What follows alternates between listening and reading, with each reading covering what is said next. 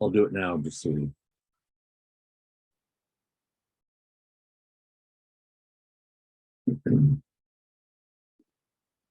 Awesome.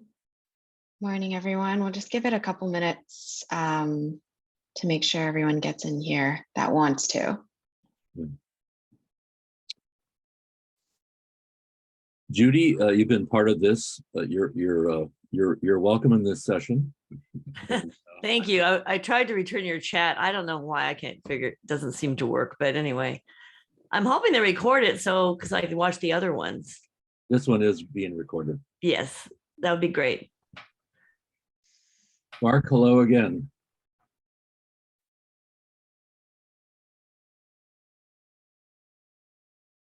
Hello, Anna. Hello. Good to see you again, Lynn. Good to see you. I love your background there. That's actually a place up at Lake of the Pines in Auburn. Oh, wow. It's beautiful. My sister-in-law took the photo. It's a good one. Yeah. Hello, Tony. Hello, Mary. Hello, Alan. Hello back. Hello back.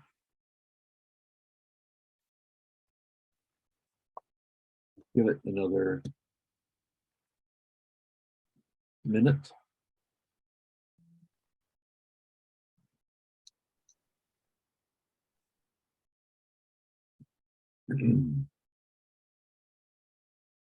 So I'll say a couple of words and turn it over to Harmony. In essence, we were looking for a way to extend RYLA, if you will. And on the flip side, we were actually looking for a way for students to be engaged throughout the year who would then be introduced to RYLA. So it happened both directions. I would say initially, we thought we were going to, quote, teach leadership directly to and with high school students, and primarily working through interact clubs and so on. We discovered very quickly that the interact clubs kind of wanted to go their own direction. That they did have projects, but they were probably a little more social than wanting to learn leadership. They also were not interested in any books or materials. They wanted to really dive in and get active. And so we quickly evolved this to create something called ELPS. We were very lucky to find Harmony Ma to lead it. Rotarians always volunteer, but we decided to launch this to get the infrastructure built, that we needed someone full-time. And so we raised money through our foundation and other sources to bring Harmony on to lead this effort that we call ELPS.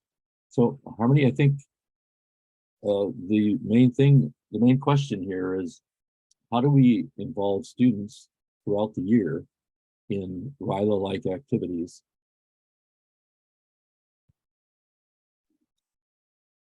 All righty, so let me go ahead and share my screen with you all. Let's see. Okay. How's that? I recently switched from PC to Mac also, so if I have some technical issues, forgive me.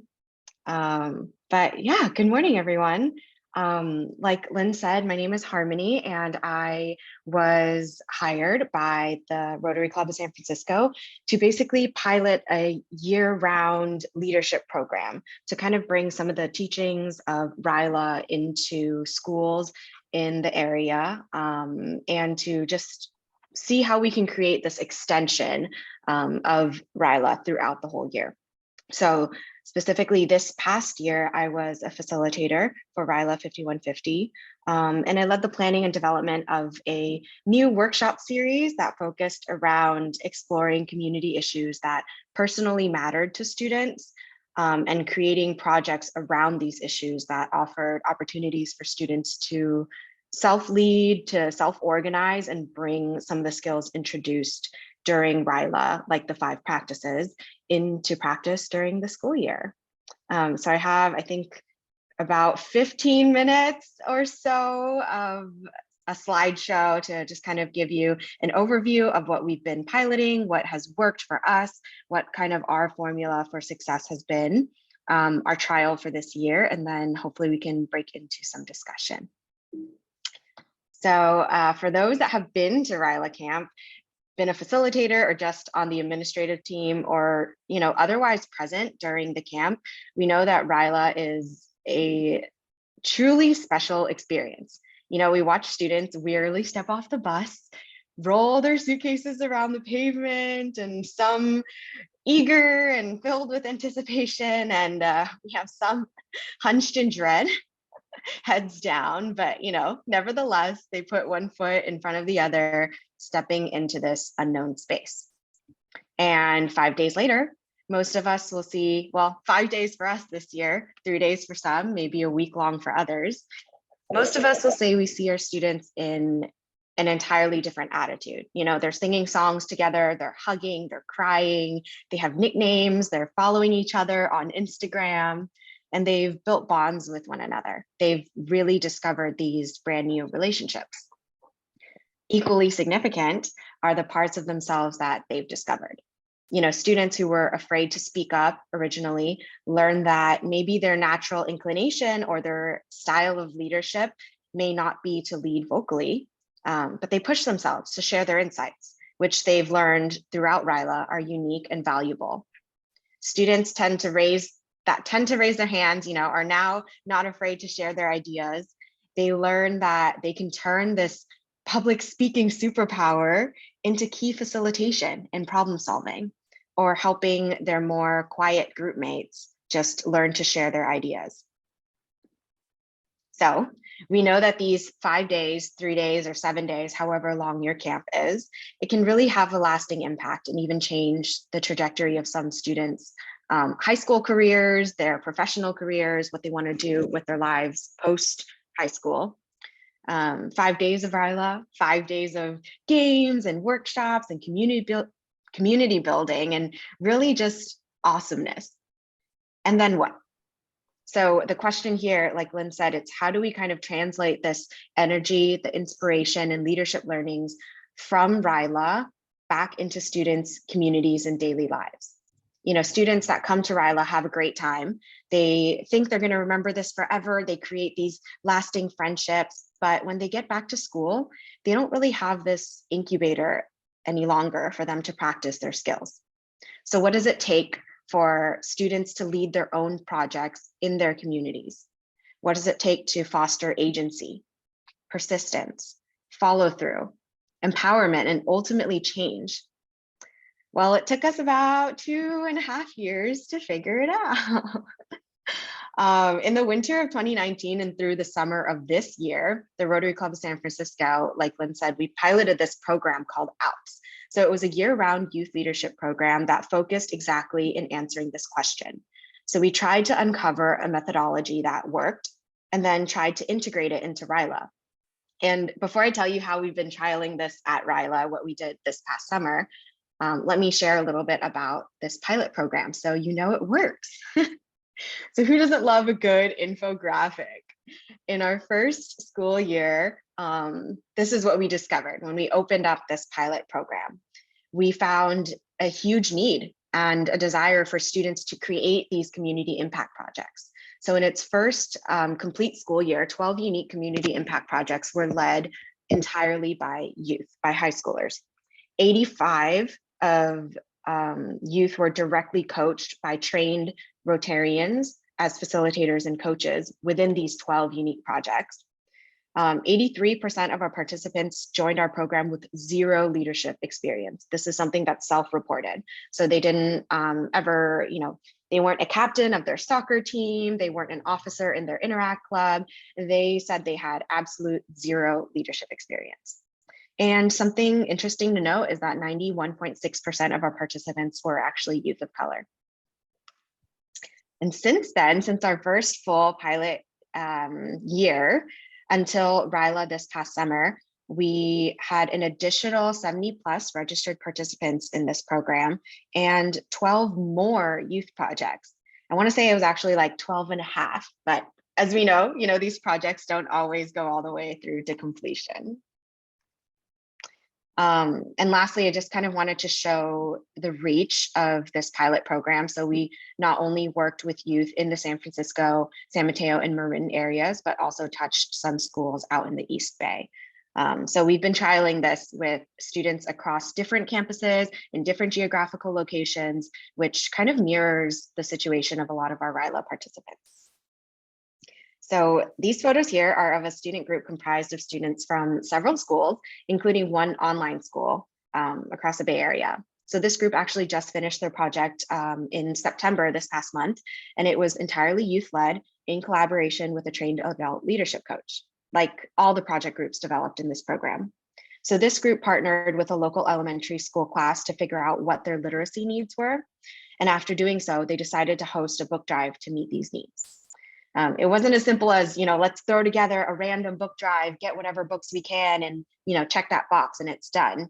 They actually spent several weeks examining their own privilege in education, how that prepared them with the basic and advanced literary skills that they now possessed as high schoolers, and how that allowed them in spaces that they otherwise wouldn't have been welcome. So in addition to this, they actually pitched to organizations, local businesses, and other institutions to become hosts for their drive and help market their project over the course of 8 weeks this past summer. So the magic here is not only what they accomplished, but it's really about the process and the journey that led to that conclusion. These students learned to organize, to lead meetings in different formats, whether in person or virtually. They wrote and executed pitches, they planned marketing, they collaborated with real world businesses, using all of the leadership skills we talk about and workshop during RYLA. So this project lasted 4 months, not including the 8-week break they took over the summer where they waited for books to be collected.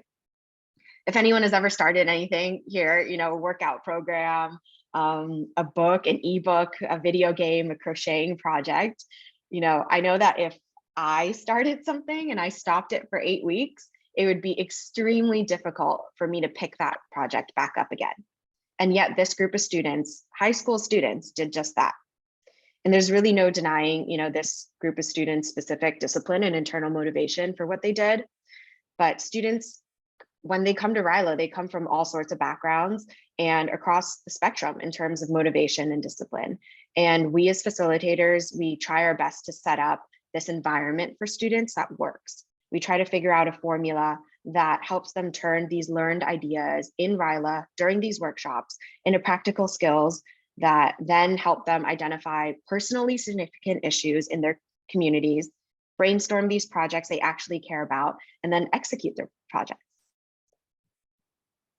So seeing is believing. When we focus on the student's experience over the success of their project, that's when we actually get success. So for our students, it's about how do we help them have a great experience? How do we make them feel like they matter, they're valued, the same way that we treat them during RYLA workshops, the same way that we make them feel seen during RYLA, instead of focusing on what are you producing? What are the metrics of your final project impact? What's your deliverable? It's not about a beautiful slideshow. It's not about pitching to Rotary clubs, getting funding, or whatever they do with different organizations. Although, of course, we do care about these projects. It's more about the student's experience. And taking those learnings throughout this year-long pilot program, we try to bring that focus into RYLA. When students, start to learn the concepts of leadership during RYLA, they can start to believe, okay, yes, I can do these things, I can be this person. But when they actually create these projects and they start to see the change in their communities, whether, with a specific group, a specific neighborhood, one family, or even one individual person, then they start to believe and say, okay, like I did that, and it serves as proof to their belief that they are capable and that their actions in the world matter. So after 2 years of facilitating these youth-led community projects, We took a look at the key factors that contributed to the success of these projects. And, basically here they are. These are the key factors observed by administrators, teachers, coaches, and youth themselves. And then we took these factors and compared them to what existed at RYLA. So leadership workshops, kind of just giving clarity and definition around what leadership behaviors are, having awesome adult facilitators and coaches, which existed in RYLA, getting students with passion, but what factors lacked moving forward post RYLA was long-term accountability. Who was going to check in with these students? They didn't have a method of communication or connection. Again, these students come from all over the district, especially in the Bay Area. Some might be 2.5 hours away from each other, including traffic. They didn't have a way to track their projects. They didn't have ongoing funding or other resources. And lastly, seeing is believing. They never got to see these ideas that they learned in RYLA being created into action. So what's different now? Like one of the last facilitator introductions just mentioned, the world's different. In the past, we really struggled because the students that came from RYLA came from these different areas. But because of COVID and the ways schools had to adapt their classroom learning to online or hybrid learning, we're now in this new space where folks have adopted Zoom or Google Meet and other methods of virtual connection as part of their normal. So they're skilled in connecting virtually. And this has really changed the game. This has allowed us a way to connect students that come from different schools, that might have to go home and look after a little sibling after school, that might have sports practice and not available to meet anytime other than Sunday at 8 p.m. So virtual platforms of connection, check. That solves a ton of issues. And of course, it comes with its own fair share of challenges. But what's the secret? How do you get a group of 6 to 8 teens to sign on to an optional meeting after school for an hour a week? We make it fun. We try to make it real. We connect them to something they know in their heads and feel in their hearts that will make a real difference in their communities. And we do this by relying on the Rotary Network. We find dedicated, consistent, and committed facilitators from various Rotary clubs to be ongoing coaches. Oftentimes, those are RYLA facilitators already. And we show them that we can help them get further resources that they need for their project and open up their world to a new network. And in order to do these things, they need to show up. They need to be present and engaged throughout the duration of these projects. So how does it work? How did we trial this in RYLA this year? So during RYLA, we kind of planted these seeds. We dedicated specific workshops to community leadership and issue exploration based on issues, like Lynn said, they reported during their application that they wanted to study. And during these workshops, we provide students with some basic guidelines and a few offers. First thing they do is self-select a workshop. So they could choose something like mental health, they can choose food insecurity, they can choose racism and equality, whatever issue they felt like really resonated with them and were affecting their peers or their neighborhoods. And then during each of these workshops, they got a chance to discuss the overarching issues and themes that existed. Then they broke into subgroups. So for example, if they went to a mental health workshop, they would discuss general mental health issues. And then they got an opportunity to break into subgroups that focused on specific issues, such as mental health in teens, or how to talk about mental health when it's taboo within your family or culture. In their groups, they would then drill down into these issues. They'd brainstorm some ideas and create a basic project plan that they felt like was realistic. So they were focusing on projects in either advocacy, call to action, education and information, providing a direct service or aid or whatever they felt like was actually possible for them. And some of their guidelines, facilitators were reminding them, hey, think about your school schedule. Think about what life looks like for you after RYLA and what's going to be realistic for you to accomplish within a single semester. Following this, they had the opportunity to present that plan to Rotarians that visited RYLA. And lastly, they had the option to take that plan beyond RYLA. So they were offered a trained adult coach to help guide them, access to the Rotary Network, opportunities to put their skills to the test and learn new skills. And in turn, they were committing to meeting with their groups over Zoom about once a week for about an hour over the course of 12 weeks or a semester, with their final deliverable due at the end of those 12 weeks. We base this off the 5 practices of exemplary leadership from the book, The Student Leadership Challenge. And we encouraged coaches to integrate these teachings into their coaching. So it became more about practical application versus theory. So one example would be inspiring a shared vision. If a group were to say, work on mental health resources, providing these to foster youth, coaches could ask questions like, what do you each want to accomplish? You know, students would give their answers and the coach could help students find commonalities within those answers and then help them build outcomes based on those answers. Coaches could encourage students to describe, if your future project was the most successful, the most perfect plan, and it goes off without a hitch, what would you imagine foster youth that were struggling with depression now could or would do as a result of your project? So by coaches facilitating an exercise like this, it really allows students to lead with their own ideas and yet start to define a clear direction. So it's about integrating these practices, and this is what we trained our coaches to do. So like Barry said earlier, you know, it's not about telling our students what to do, it's about helping our students link their values, their intentions, and their actions. So in total, we trained 2 coaches per workshop, with each coach being able to support about 8 students in a single project group. We had about 150 RYLA registrants this past year, and broken up into 6 groups, we were guessing we'd get anywhere from 20 to 30 students per group, and then maybe about half of them would move forward beyond RYLA with their projects. We've had some pretty cool projects through our pilot program in the past few years, and those projects had all of the elements we talked about: a way to connect students, help them find something they truly identify with, connecting them with resources and the Rotary Network, and so on and so forth.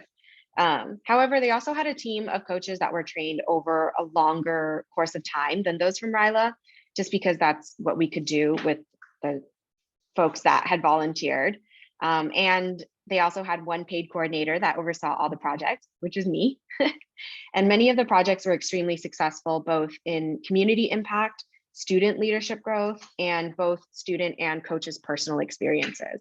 But this being the first year we tried to translate these wins into RYLA, we thought we'd take it easy on ourselves.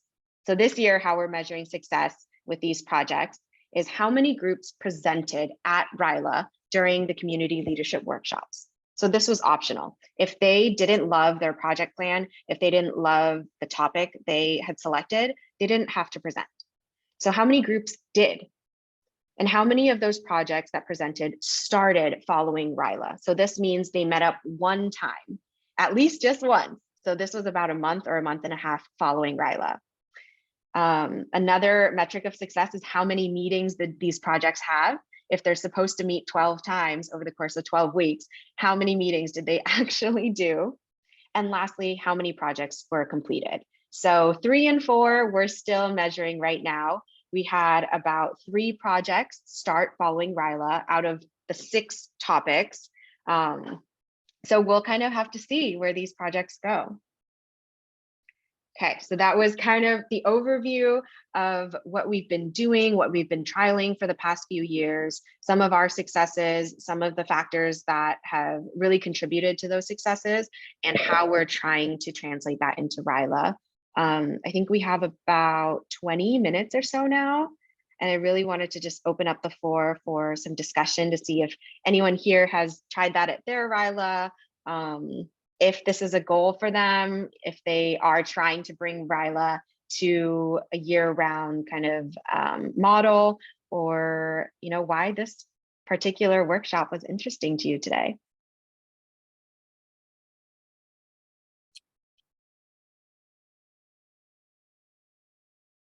Who would like to lead us off?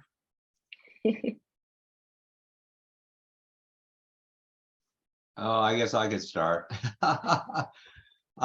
So a little bit of my background. I've been retired for over 20 years from Hewlett Packard. an early retirement, and I got engaged with Rotary at that time, mostly youth service, but I also joined the governing board of junior achievement.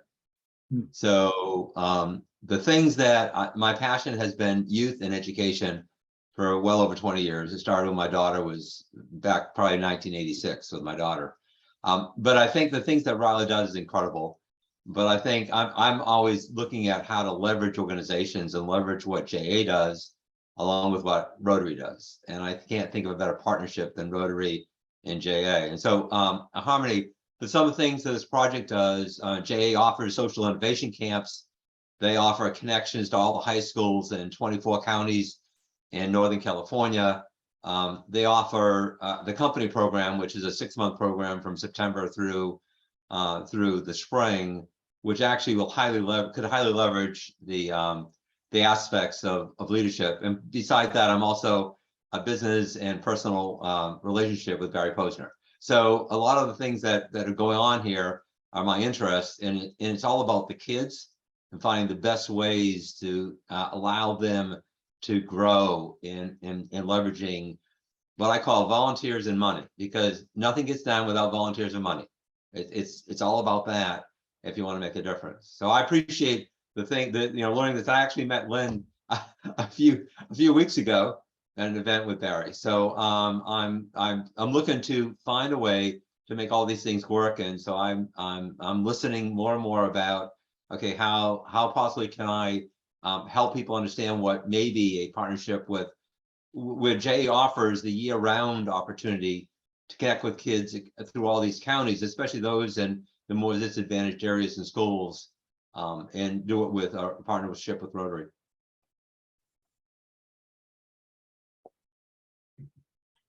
Yeah, I think Jay has amazing programs, and 4-H has some very practical pieces, and boys and girls clubs. I think we've looked at different partnerships. What was the one we looked at, Harmony? Citizen schools? No. Generation. Yeah, I'm trying to think of the word. Anyway, we I think we ended up, our goal is, how do we get more Rotarians involved? And some Rotarians are really not good leadership coaches. We had to actually tell people that they will not be a coach. Yeah, I understand that. But Harmony's developed a training program where we actually work overtime to train Rotarians as leadership coaches, to not tell the kids what to do, but to use more inquiry and asking questions. So we also found, I used to be VP Youth for Club 2, and we found that it was really difficult to get Rotarians to commit to being an interact advisor, where they would have to be on call once a week, or prior to Zoom, actually be present with the students on a frequent basis. And so as we tested things out and did the pivot, the key was for us to train leadership coaches who could work with students on a project for a month at a time, or a couple of months, and be a coach. I have to say that the idea of ELPS came out of RYLA, because we had a 3-day RYLA. We didn't have enough time for them to really take on projects. They had tried it in the 3-day, but it just wasn't working. And so ELPS almost became something independent piece, during the year. We moved RYLA to 5 days, and we were able to kind of integrate them back. But I think for many districts or clubs that want to sponsor something, there is an opportunity to work directly with schools, and find projects that youth care about, and then give them support. As I said, we were supporting 3 interact clubs, but when Harmony came on and began working not just with schools, but also nonprofits, So there again, that's a junior achievement, could be a good connection. It just exploded. And you saw that map of, so the impact that Rotary can have in developing service above self leaders is exponentially greater by doing programs, you know, an ELPS kind of thing, or a RYLA extension, however you want to consider it. Yes, Anna. Hello, thank you. I'm so delighted to be a guest here today and learn from you all. I work for Rotary International in Evanston with the Young Leaders team. I'm so excited to hear about this program and what you're doing to engage youth and Rotarians in developing this type of programming. I'm so interested to hear about that gap between Interact and RYLA, and I'm wondering, did some of your participants also engage with Interact? Did they take those skills back from RYLA, from this extended program that you've created, and then funnel it into Interact in some way? I think Go ahead, Harmony. I think yes and no. Many of our participants had never heard of Rotary at all, to begin with. So during this 2-year pilot program, like Lynn said, we were working with schools and nonprofits and really kind of filling the gap for students that, you know, had these ideas and perhaps their structured club that they were a part of, the nonprofit that they were a part of, didn't necessarily have an aligned mission. So they couldn't support these personal passions of their students. And this was something that actually was mirrored in Interact. So many of our students that came from Interact, they tend to find that Interact had a more structured way of doing things throughout the school year. They had a couple different service projects that they would do, and they would do the same ones year after year. So while they were, you know, spending their time valuably serving their community, they weren't necessarily learning any leadership skills or developing their own leader inside. You know, they were just kind of repeating something else that someone else had originally created. So our students that came from Interact, they were getting that need met of, I want to pilot my own project in the community. I want to address a specific issue that I care about.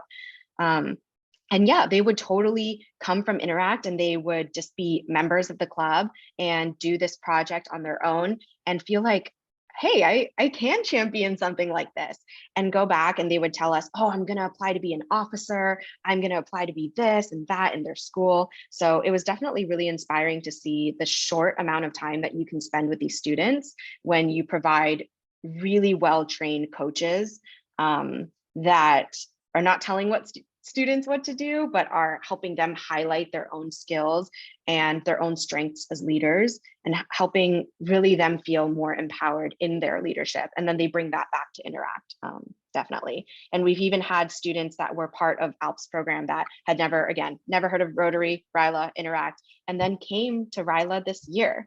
Many of them actually recently graduated high school. This past RYLA, we made an exception just because we changed from April to August. So for students that recently graduated, we wanted to make sure we captured them and gave them a RYLA experience. So we had students that graduated high school and were still really interested in coming back for RYLA because of their time on these community change projects. Well, it's really inspiring to see the work that you're doing. 50% of the students who come to RYLA are not in Interact clubs in terms of outreach.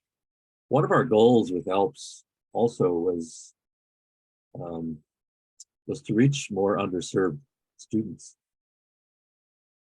And, you know, by not having to set up to not have to build the commitment to have an Interact club, this is a way to help support teachers and become engaged with schools that are often underserved, and get a project going, and then they would learn what Rotary is about.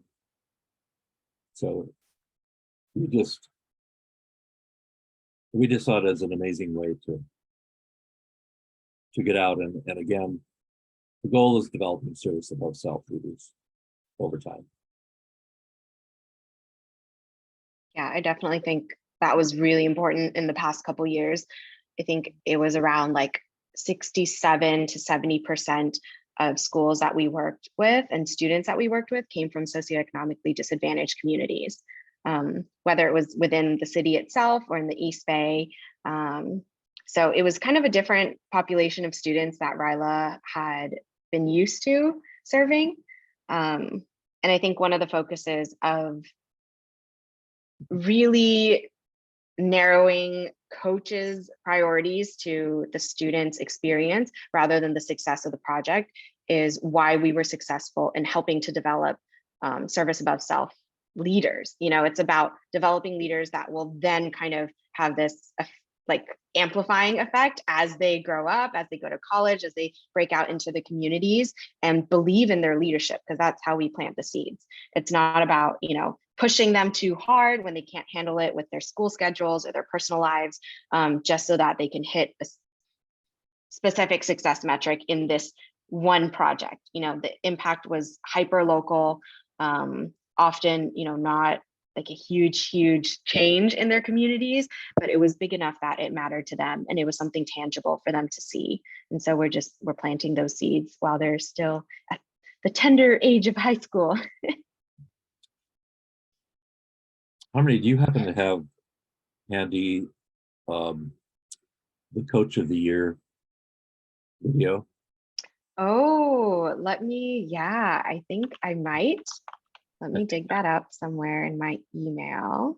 Unless we have lots more questions, I think this will give an example of how a Rotarian has experience doing this kind of coaching work. Yes, let me see if it will download. While you're looking for that, I'm curious to know how you were able to reach out to the schools you wanted to reach out to and the students that you were looking to engage in the program. Yeah, that was a full-time job, my full-time job at the time. It was really about building relationships with teachers and administrators that were overwhelmed. You know, they were at beyond full capacity, and it was about showing them that we are an additional resource for them, that we're taking this off of their plate rather than giving them more work. And so oftentimes I would just reach out to counselors, teachers, principals, even building a relationship with the schools, telling them about who we were, doing informational sessions, drop-ins to the schools, meeting the students, and, you know, not pushing it. It was more of sharing, this is who we are, this is what we do. And the students that had that spark, had an idea they've been sitting on for a long time, would naturally come to us. So it wasn't so much about recruitment for students in schools and nonprofits as it was just about relationship building and like sharing and being a presence there. I think one of the connections, Harmony, was most high schools have or high school districts have a career path. Yeah, like their CTE programs, career and technical education programs. Often this is similar to an internship for them or a community service opportunity. They did get community service hours. So a lot of teachers were like, oh yes, counselors. They're like, you get hours? I'll sign my students up or I'll push this information to them. For the students, that wasn't really what mattered to them, but for the teachers, they were like, yes, I'm doing my job and connecting my students to this resource here. So I did find the video. Let me go ahead and share it. Let me see. Let me know if you can hear the sound. No, okay. One sec. Let's see. Let me Yeah, try before you share, you can hit the Yeah, I gotta click share sound. Yeah. There we go. Celebrating with you guys in person, but I'm also doing you a favor because I'm currently in isolation and you probably don't want to get what my wife and I have had over the last week. But Christian shared this super video bummed because he had how we couldn't be COVID there in person, when he received but Coach of the I Year. just wanted to send this message. More importantly, just to thank everyone involved in the ALPS program. when people ask me to describe Rotary, I usually tell them it's kind of like going to a really cool restaurant where there's so many different menu options and there's really not a bad meal to be had. And for me and my journey in Rotary, I think I'm 15 plus years into it. One of the coolest parts about it is just all the different avenues that you can serve and all the different programs that you can be involved with. And for me, honestly, I forget how I first heard about ALPS. I just remember talking with Harmony, and she did a very good job of asking me to help out pretty immediately. And during COVID, it was actually one of my high points, was being able to meet with these high school students over Zoom and, you know, listen to their ideas. And one of my favorite things about working with the youth is just their curiosity and just their willingness to serve. And for me, I think I've been involved now in 3 ongoing projects, and each of them have been different, but I've learned a lot, like, in each of them. And I just want to thank, like, everybody that took the time and initiative and put the resources into ALPS, because I do talk to a lot of people, even outside of Rotary, about the program and how beneficial it's been for me. And yeah, I just, honestly, I want to thank, like, Harmony, Lynn, David Dye, like, everybody that's involved in this program, because for me, it's just been such a great honor to serve, and I look forward to continuing to help out as I can in the future. So hope everyone has having a great time celebrating tonight, celebrating with you guys in spirit, and thanks so much for nominating me. Thank you. So we had our annual Fund the Future Gala earlier this year, I think. April 1. Feels like a long time ago. And Christian received Coach of the Year. So all of our coaches, they do go through a lot of training, quite a few hours.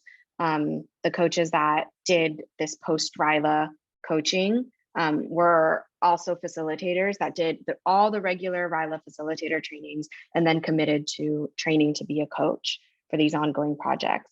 So it's quite a commitment.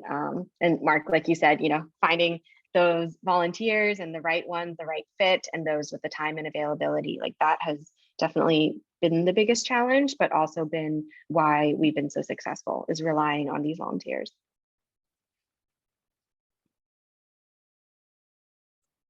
I think the one of the reasons Christian is Coach of the Year, and you could hear his humility, and you could also hear that he's a learner.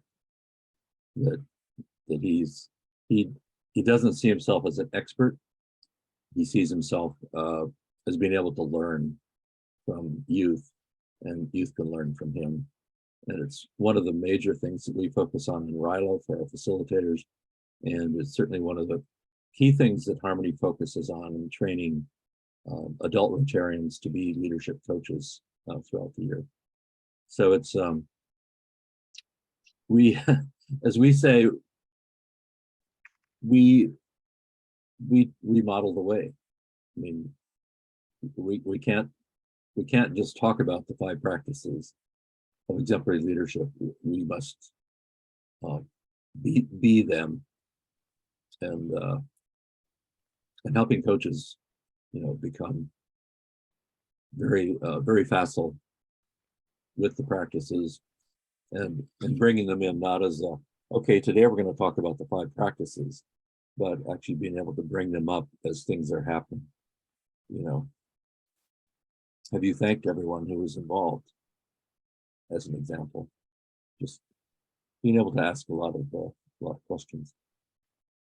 I think our RYLA was successful before. I think I mentioned this earlier. When I became involved 5 years ago, I had been CEO of Josie Bass and had been the publisher of a lot of leadership literature. And I just felt that the RYLA experience would be enhanced by having a framework, or what Barry calls an operating system, that was really accessible and understandable through around which all these different activities, whether it be zip line or whatever, that could sort of be the container of everything. So we balance that along with the hero's journey that every student who arrives at RYLA and even when we did the what we called RYLA in a box in 2021 to be able to continue RYLA. The hero's journey that we all enter, we as facilitators, we as administrators, and the students all enter as a new hero's journey.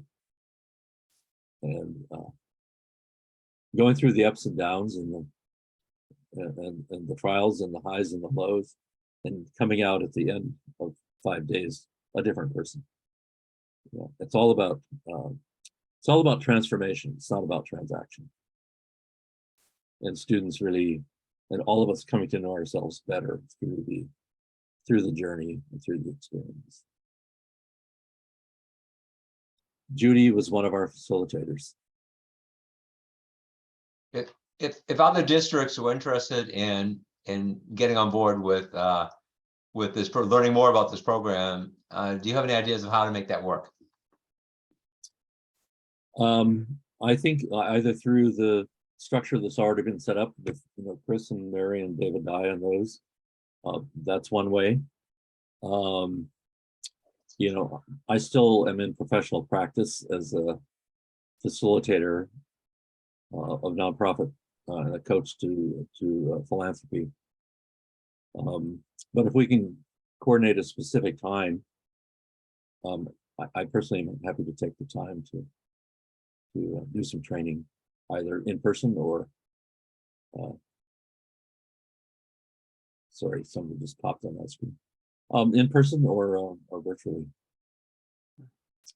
And if RI has some interest, I know there was a curriculum being built, I think, for of a new workshop series focused around exploring community issues that personally matter to students, and then creating projects around these issues that offered opportunities for students to self-lead, to self-organize, and then bring some of the skills that were introduced during RYLA into practice during the school year. I was first introduced into Rotary when I joined to help coordinate this pilot program that did exactly this, to support students in these community change projects that were going to happen year round. So this idea of this program it came from RYLA originally, when RYLA was still a 3-day program in our district. And then as we expanded it, this year was our very first 5-day long RYLA.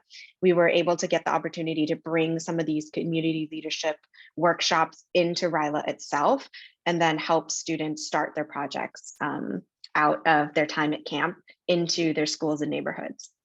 So I have about 15-20 minutes of a presentation to just kind of talk about what we've been doing, what has been successful for us, what has worked, and how we've been trialing this pilot program in RYLA this year.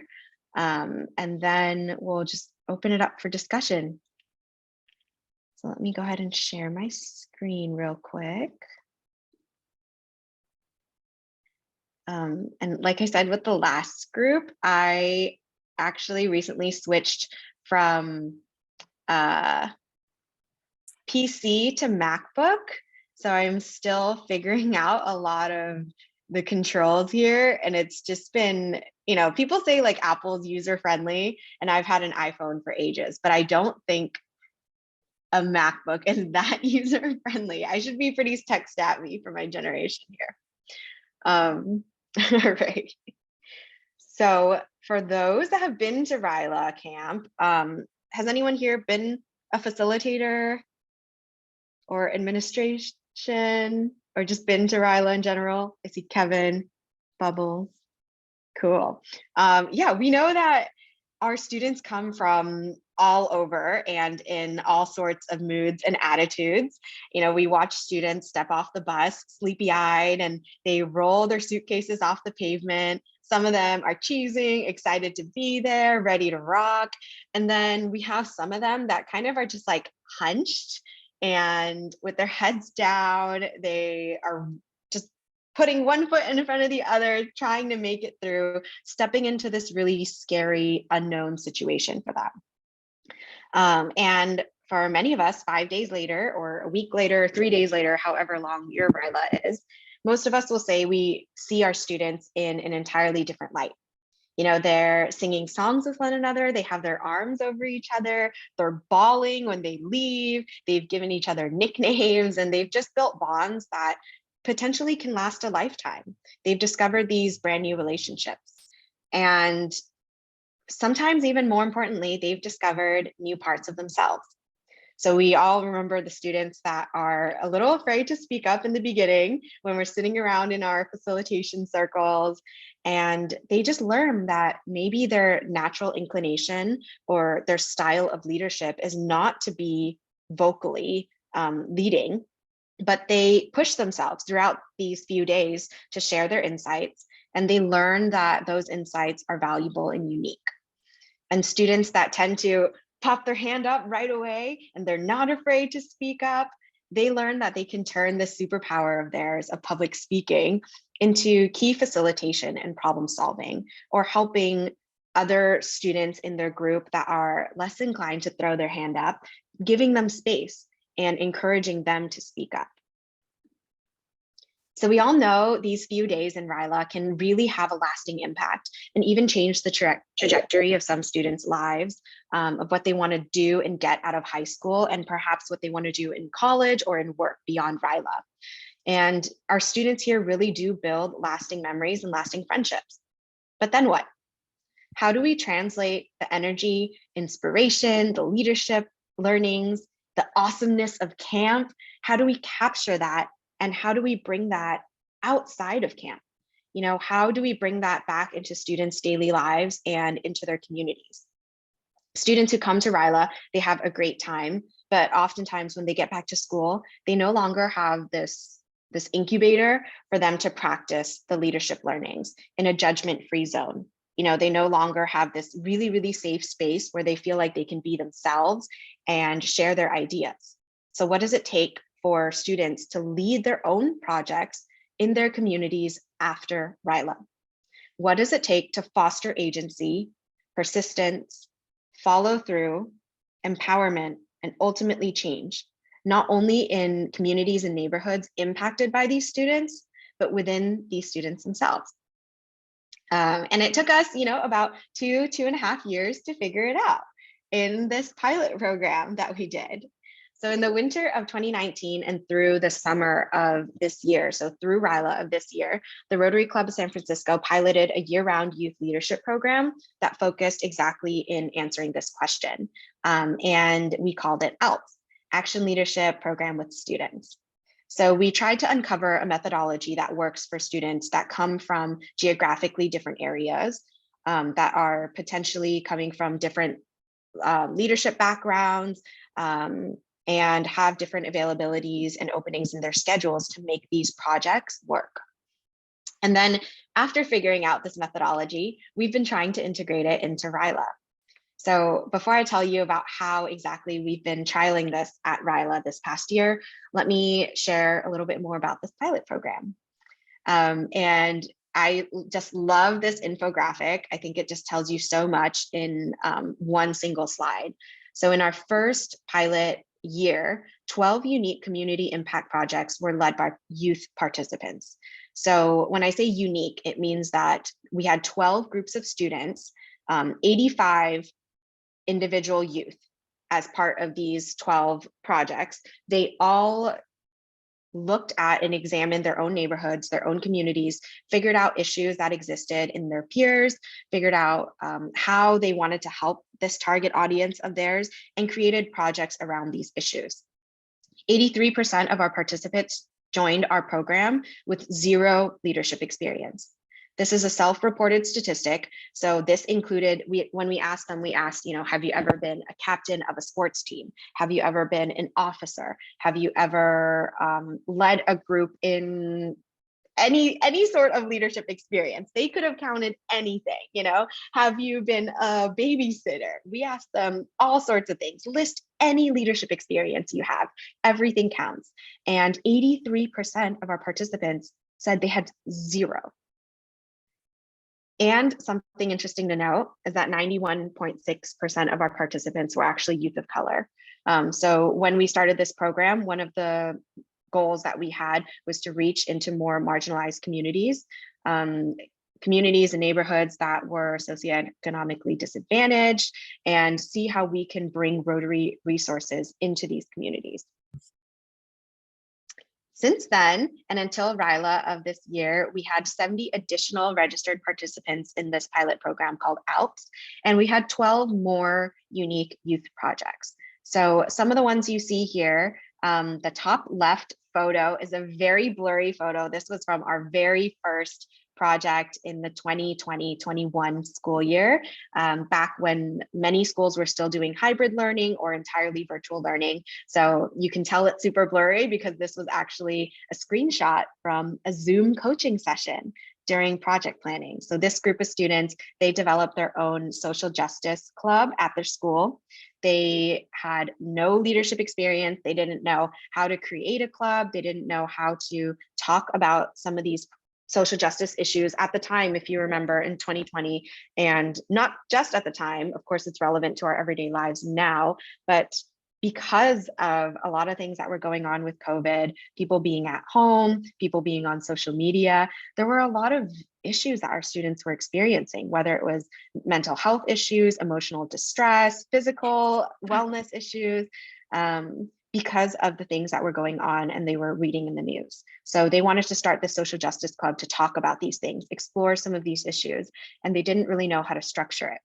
So with the help of a coach, they developed this club at their school. And I think they ended up getting around 40 to 60 participants in their club. So weekly, they would provide education, different resources, and discuss social justice topics. And I'll just talk about one more. On the bottom 3 photos here is a group of students that, again, just kind of on the end of our isolation period, on the end of hybrid learning, they started a organization across 2 schools in the Daly City and San Francisco area. They started their own youth coalition that hosted a series of food and clothing drives to help communities experiencing homelessness. So one of their target groups within these communities were teens and foster aged youth. So they were really trying to help people just like them that had different circumstances. And they ended up hosting a drive about every other month in partnership with a local parks and recreation center. They had to pitch to this rec center. They got the facility rental for free. They got all of the facilities open. They designed a parking plan, a drop-off plan with COVID guidelines. So it was a pretty involved project. And it really goes to show that, you know, these students can lead on their own with the accountability and the support of a trained adult leadership coach. So I also want to show this map here from 2020 to 2022. These were the areas served. So these are all of these red pins are either schools or nonprofits that we partnered with. So not only in the San Francisco, San Mateo, and Marin areas, the district of 5150, but we also reached some schools in the East Bay as well. So last project I want to mention is a group of students that just finished their project in September. It was a youth-led project in collaboration with a trained adult leadership coach, just like all the other project groups developed during the ALPS program. This group partnered with a local elementary school class to figure out what their literacy needs were, and then hosted a book drive to meet these needs. And it wasn't as simple as, you know, throwing a couple boxes up and just hoping for the best and getting, you know, ripped up books that were irrelevant to these elementary schools. These students actually spent several weeks with their coach examining their own privilege in education, how that prepared them with the basic and advanced literary skills that they now possessed, and how those skills and the way that they spoke, the way that they carried themselves because of that privilege allowed them into spaces they otherwise would not have been welcome. So following that, they pitched to local organizations and businesses and other institutions to become hosts for their drive and help market their project over the course of 8 weeks this past summer. So the magic here is not only what they accomplished, how many books they collected, the impact they had on the elementary school students, but it was really what they discovered about themselves. You know, it was about the process and the journey. These students learned to organize and lead meetings, write and execute pitches. They planned marketing. They collaborated with real world businesses using all of the leadership skills we talk about in workshop in RYLA. They had a platform to actually execute these things. The project lasted about 4 months, so 3 to 4 months, about a semester long, not including the 8 weeks over the summer where they actually stopped meeting and waited for books to be dropped off and collected. So if anyone here has ever started like a workout program or a crocheting project or a video game or anything of the sort, and you put it on pause for 8 weeks, the likelihood that I won't pick that up, yeah, Bubbles is like, no, I literally have a crochet project in that drawer right here. You can't see it. It's 2 inches long. I put it down and I've never picked it back up. So it's gonna sit, you know, and yet this group that stopped throughout summer, they did just that. One of these students were actually part of the Stanford online school, so didn't even have a way to collaborate in person. So weren't really used to sitting in person and doing these group meetings with some other students that were going to an in-person school. So after 8 weeks, they still met up. So there's really no denying, you know, this specific group's internal motivation and their high level of discipline. But our students from RYLA, they can come from all sorts of backgrounds. Like I said earlier, many of our students came with 0 leadership experience.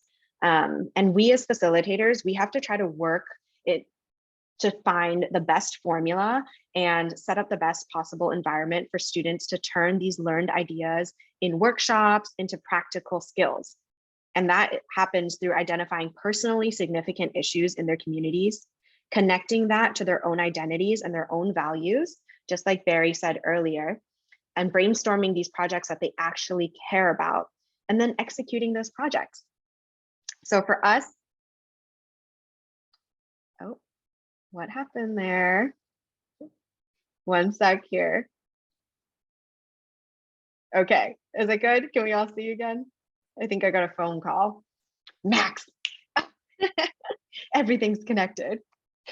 Well, so for our students here, it's about focusing on the experience, not about the success of their projects. Although it's really important to us that our students are able to see their project create a positive impact in their neighborhoods, in their communities. And with this book drive, you know, it was so meaningful for them to go drop off the books, hang out with the elementary school kids, talk about why reading is important, because they knew that many students in middle school, high school would drop off reading. And it just somehow becomes uncool at a certain age to keep reading.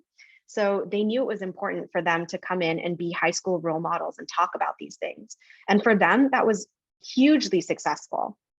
But for us as facilitators, as the adults, it's about creating tomorrow's service above self leaders, right? Not just tomorrow, today's, because they're creating these impacts now. And so for us, it's about creating a positive experience for these students, planting those seeds, creating this sense of empowerment, you know, for where they can start to believe like, okay, yes, I can do these things. And their project serves as tangible proof that their belief that they are capable and that their actions actually matter in this world, that those beliefs are true. So when those students have a positive experience, when they can draw from this tangible proof of their project, that's a huge success. So after, you know, 2, almost 3 years of kind of workshopping these things through this pilot program, we compared that to what existed in RYLA. So leadership workshops, check. You know, that means defining, clarifying what are actually leadership behaviors, your strengths in your own leadership, and how you can kind of cultivate that. Having awesome adult facilitators and coaches, check. And having students with passion, students that come in with this eagerness to learn and really wanting to do something. We found that both in RYLA and in the other students that were working in this pilot program. But what was different in RYLA was a lack of long-term accountability.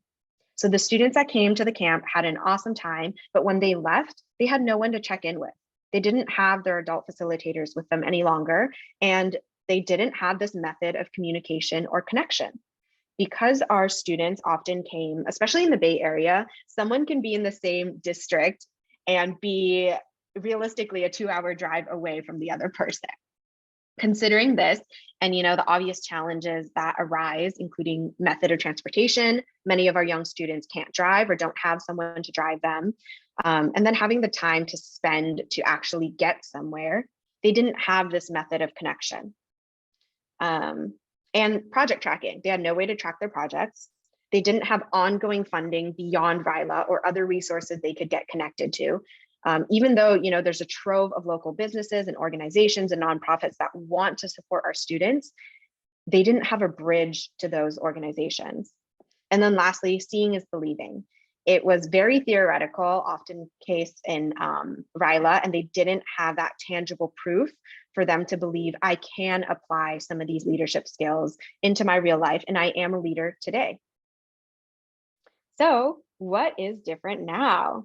Because of COVID and the way schools had to learn to adapt their classroom learning to online, entirely virtual and hybrid learning situations, we're in this new space where students and adults alike have adopted Zoom or Google Meet and as a way of virtual connection. And that's kind of part of our normal. We're doing it right now. And this is like, we get to do this from my living room. I get to do this on a Saturday. Would I drive an hour and a half to get to a conference on a Saturday? Maybe, but maybe not, right? So Zoom really allows us to be able to connect in a really convenient way. And this has changed the game. Of course, we have our benefits, but it also comes with its own challenges.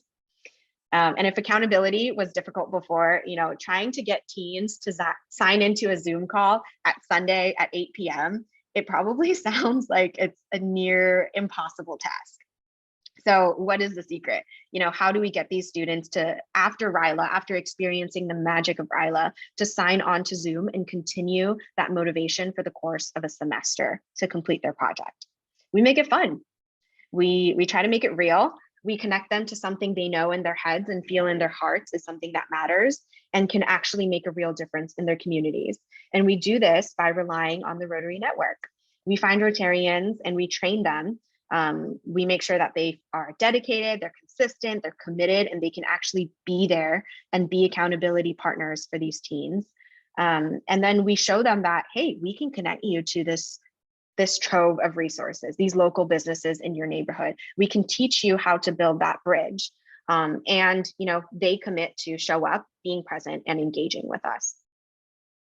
So how does it work for students? How did it work this year when we trialed it at our first 5-day RYLA ever? We had our community leadership workshops. So we plant seeds during RYLA. We dedicate specific times to issue exploration based on issues that students reported during their application that they wanted to learn more about. So we asked them to type in during their application process issues in their neighborhoods, in their communities that they saw that were interesting to them, or they felt like really affected their peers and their families. So we came up with, students came up with so many topics. We had to categorize them into 6 umbrella topics this year, which included mental health, homelessness, food insecurity, issues faced by the queer community, climate change, and then racism and equality. So these were the 6 overarching issues. And we asked students to self-select into a workshop. So they got the opportunity to pick 3 of these workshops to look into. During each topic's workshop, students got a chance to discuss these broader issues and the themes that existed. And then they got to break into subgroups. So for example, if they selected the mental health workshop, they would discuss general mental health issues, challenges they saw in their peers, maybe the resources that currently existed, or problems that they identified with these resources. And then they would have the opportunity to break into subgroups that focused on specific issues, such as how to talk about mental health in a family or culture where mental health discussions are taboo. That's very specific. And in these groups, they would brainstorm ideas and create a basic project plan that addressed that very specific issue. So their projects often focused on either advocacy, a call to action, or education, information, or providing a direct service or aid, such as creating a book drive or a food and clothing drive. They'd present that plan, so they had the opportunity, this was optional for our students in RYLA, to present to visiting Rotarians their project plan. And then they had the option to take that project beyond RYLA with a trained adult coach, where they would meet once a week for the semester. So we kind of explained to them, hey, this is the setup. This is your opportunity to turn this into action. If you want it, then you're committing to meeting once a week for 12 weeks for the duration of the semester. And we will do A, B, C, D for you. They would get a trained adult coach to guide them, like I said, access to this Rotary network, potentially opportunities to present their project in Rotary clubs, and then of course, a chance to make some real change. So for the adult coaches involved, we provided training based on the 5 practices of exemplary leadership from Barry Posner's book, The Student Leadership Challenge. And we encouraged coaches to integrate these teachings into their coaching, so it becomes more about practical application versus theory. So we didn't have our coaches sit down there and ask, how do you model the way in your project today? You know, we had coaches specifically highlight or use leading questions to kind of emphasize some of these teachings. So to give you an example, inspiring a shared vision. This is the second practice. If a group were to say, work on providing mental health resources specifically to foster youth, and they didn't know how to start, we would have the coach integrate this practice into questions like, what do you each want to accomplish in this project? What kind of commonalities do you see in all of these goals and outcomes? And then help them build outcomes based on those answers. So coaches could encourage students to describe what the future would look like if this project went off absolutely perfectly. So they can ask a question like, if you could imagine if your project had the greatest impact possible and went off entirely perfectly for foster youth that were struggling with depression or another mental health issue, what could they do as a result of your project now?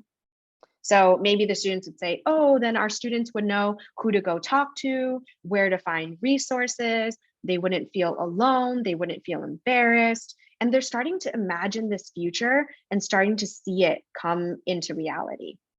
So for coaches facilitating an exercise like this, it really allows students to lead with their own ideas without telling them what the project impacts could be or should be. And yet they're helping them define a clear direction based on something that they're imagining from their own mind and hearts. So it's, again, not about coaches telling young people what to do or what success should look like for their project. It's really about the adults acting as mirrors and helping our students highlight, reflect, analyze, and understand their ideas and behaviors, and helping them appreciate the leadership that exists within them, clarifying what strengths they already have and how to further develop those, and just figuring out what they care about. You know, again, like Barry said earlier, it's about helping our students link their values with their intentions and actions. So our RYLA last summer had about 150 registrants that were broken up into 6 of these community leadership topic groups. And we were guessing we'd get anywhere from like 20 to 30 students per group. So in total, we trained 2 coaches per workshop. And each of these coaches had to commit to providing student support both during RYLA in these workshops and then for the 12 weeks following. So not only did they do the regular RYLA facilitators training, they actually did specific coach trainings based on the 5 practices in addition to those trainings. So they'd have the tools to do exactly what we just talked about. It's no easy task. And we were kind of hoping maybe about half of our students would move forward with their projects. So we've had some pretty cool projects through our pilot program in the past few years. You can see one in the top left. This was a group that specifically were helping provide resources for Asian Americans experiencing mental health issues. And if you think back recently, And, just starting around COVID, there were a lot of hate crimes and violence being committed against members of the Asian American community. So this was really important to them. The top right is that food and clothing drive that I talked about. The bottom left was a group that started right during COVID when isolation was super real for seniors that were living in their own senior residences. So you can see they're following COVID guidelines here, distancing quite far in the early ages of quarantine. And they just hung out with the seniors. They did a couple musical performances and they folded some origami. They just hung out with them. And in the bottom right, we had a group of students lead elementary students in a judgment-free after-school exercise program. So competition-free, it wasn't like PE, it wasn't being graded, it wasn't like a sports club. It was just about understanding health and wellness. So all of these were really important to our students, and they were able to connect with something they truly identified with. They were able to connect with Rotary resources, and we also were able to offer a team of coaches that were trained over a longer course of time from RYLA, just because that is what we were able to do. So I think that is one of the challenges in translating this year-round pilot program into RYLA specifically. And they did have a paid individual, me, that coordinated these projects over the course of a year. So this being the first year that we tried to translate some of these learnings and this formula into RYLA, we thought we would take it pretty easy on ourselves in measuring success. So this year, we measured success by looking at how many groups presented at RYLA during the community leadership workshops. So like I said, that was an optional presentation when visiting Rotarians came. So we looked at how many students actually felt inspired by these workshops and felt like they could do these projects. So how many presented? Then how many of those projects that presented started following RYLA? So started meaning they just met one time. After RYLA in August, when the school year started, a month later, a month and a half later, they gathered again. So how many of these groups actually met just once? Because that already was a huge challenge in and of itself. And then we're still measuring 3 and 4 right now. So how many meetings did these projects have? If they were supposed to meet once a week for 12 weeks, how many of those meetings did they skip? Were students actually present? Were they engaged? All that kind of stuff. And lastly, how many projects were completed? So TBD, we will find out at the end of this semester how many of these projects actually had students that followed through to completion. Again, it's not about how successful or how great of an impact these students create in their neighborhoods. That is a priority, but it's a secondary priority. So we want to know how these students, were they positively engaging in these meetings? If they came time after time, it probably means they had a pretty okay time. They didn't have a miserable meeting because they're coming back and they saw it through to the end. So we're definitely going to see, what they learned, if their time felt well spent for them, and what were some of the most valuable things in making this successful for them. So we'll find out at the end of the semester. So I just kind of wanted to use the rest of the time. We have about a little over 20 minutes here, I think. I wanted to use the rest of this time to kind of chat a little about, why you wanted to learn about turning ideas into action in RYLA, what each of your RYLAs kind of look like right now, and if you had any questions about our model. All right, go ahead, Bevels. Yes, all of this is wonderful. I love everything that you're doing here. One of the things we do at our camp, all of the kids have they start the very first day, they're grouped in with 12 students, a counselor and an assistant counselor, and they start the first day deciding on what project they would like to pitch at the end of the week. And they work really hard on this. They accomplish more in 4 days than my Rotary Club can in 2 years.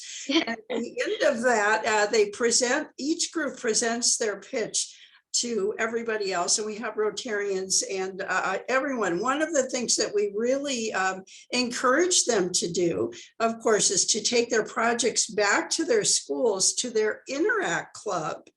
And all 12 of them are from completely different clubs. So they take it back to 12 different clubs And I mean, 12 different Interact clubs.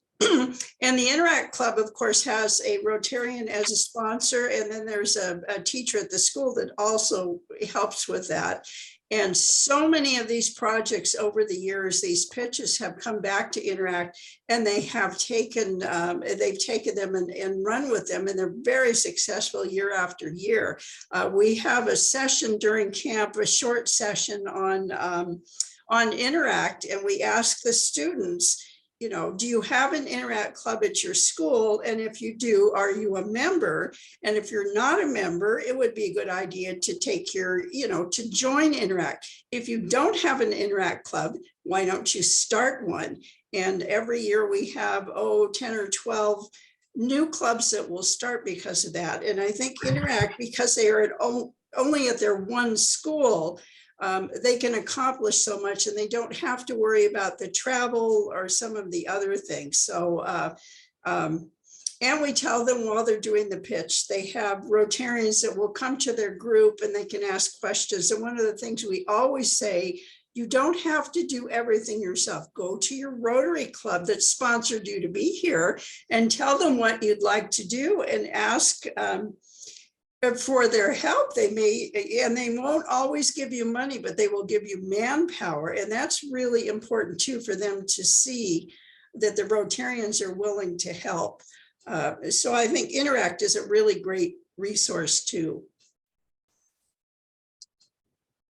Yeah, that's Great. so fantastic to hear that that was successful for you, especially with 12 students and 12 different Interact groups. That is absolutely amazing. I think Lynn can probably share, since this was just my first RYLA experience. I did virtual RYLA last year, but this year was my first in-person RYLA experience. But I think Lynn can share a little bit more about, you know, our attempts in engaging Interact clubs following RYLA, and our successes and our less than successes. Yeah, great. Thanks, and thanks, Bubbles. I'll comment briefly, and then Bradley Lair has a question. So our experience, half our students coming to RYLA are from Interact clubs and half are not. We also, as we've worked with, you know, the ELPS kind of started out independent, and RYLA was here. And once we went from a 3-day to a 5-day, we could kind of bring them back together. So in our 3-day RYLA, we also had students doing community projects and doing pitches. And we haven't had as good luck as you have had in being able to implement those ideas once they're back in school. So that's why we realize that if they're within a geography, it's easier to work. Thank goodness the world of Zoom has allowed us for students to work across the district, or in one case, we have a project that will be Venezuela and the San Francisco Bay Area for implementation. So we're working on getting that kind of traction. But our Interact clubs tend to have their own projects already, and they repeat over and over again, whether it be a food drive or whatever. So we've actually found it a challenge to try and break in. That said, Interact students can help, you know, create other projects and work across the district and work with other schools. Thank you. Bradley is asking, how do you develop your facilitators? Yeah, so our facilitators, I think I'll talk a little bit first about ALPS and our pilot program and how we did that. They started off as Rotarians, and we also invited strong referrals through the Rotary Network. So we did not open this up to like applications and just random volunteers. So either they were Rotarians themselves, they had been a RYLA facilitator in the past, or they were a personal referral of someone within the club. And so we tried to find facilitators initially that were experienced in the topic that students were trying to examine. And we quickly realized that although that is really helpful, it actually, there were some pitfalls with that. because we're trying to avoid facilitators telling students what to do. And if that is your specialty, say, some of our students, they wanted to create urban farms within their neighborhoods to address climate change. If you are an urban farm expert, it's going to be really hard for you to bite your tongue when students are trying to figure out their own way in creating this plan. So we really quickly realized that that wasn't the most important thing. Although having some type of shared experience or lived experience, learned experience was really important in these topics, what was more important was having, the right attitude. So finding facilitators that had a mindset to learn, where they could learn from students that were very young, from teens, and that they were eager to do so and enthusiastic about it. And then we would develop them by providing the right training. So the training was based, again, on the leadership challenge, the 5 practices, and we would do a lot of like case studies and role play. Oftentimes we would just practice like RYLA facilitation. If you're sitting there in a room with students and they don't know what to say, they have this project idea that you think, honestly, if you think it's terrible, how are you going to help them clarify it? How are you going to help them turn it around so that it's something practical without taking up too much air in the room?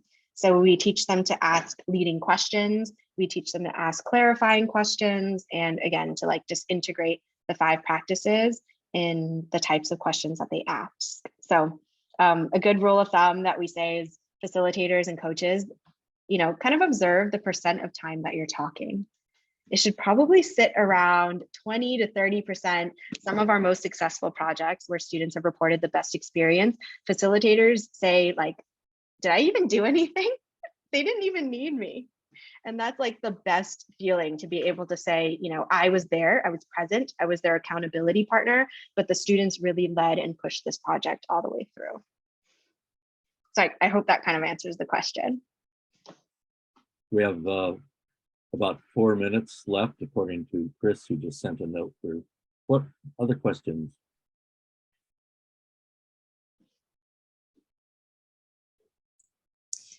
I personally think asking questions is the very best way to get the students to participate. And I've gone to an Interact meeting and one of the students will say, well, I want to feed all the homeless, excuse me, the homeless people in the world. And I never say, well, that's not very practical. I say, what a wonderful idea. How are you going to start? And then keep asking the questions and they figure it out. Well, maybe we should start just in our own school. Excuse me. And that works very well. And I also say, well, that's wonderful. If you're building something, you don't start with the roof. What do you start with? And they say, well, the foundation. All right, what is your foundation? And then they go through the process without me saying anything. Okay, our foundation will be this. And then we're going to do this. So we've got the walls up and at the very end. And for them sometimes to visualize that, I think is helpful, but always asking questions. I don't tell them anything.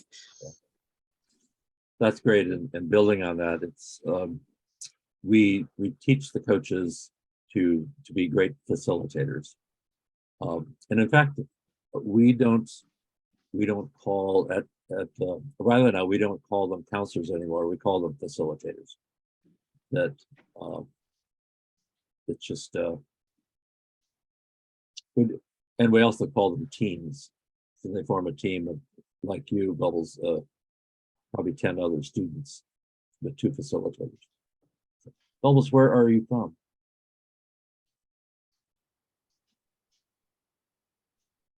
Bubbles, where are you from? I'm from Northern California, up in the mountains. Awesome, awesome. Any other questions? Yeah, Lynn, I just have a comment. So you talked about changing the name of the adult involved. in our RYLA, we have adult advisors with each group. There's 12, usually 12 groups, so we get a good number, at least before COVID. But we found that calling them facilitators led them to feel like they had to facilitate and they got too involved. We change it to mentors and we train them to be mentoring along the lines of what you're talking about, but it has helped a little bit. Yeah, good idea. Good idea.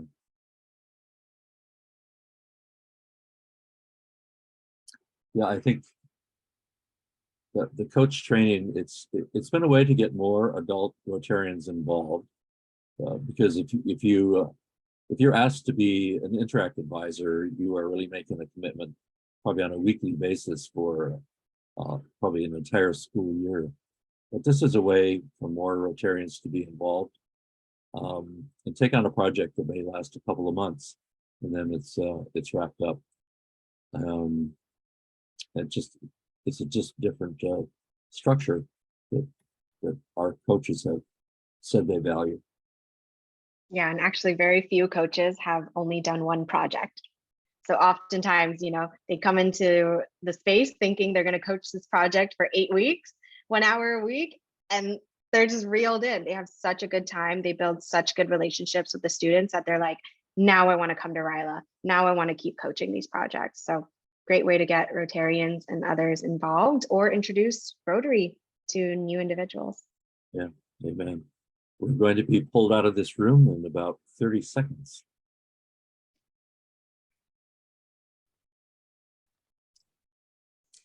Thank you. This was really informative and interesting.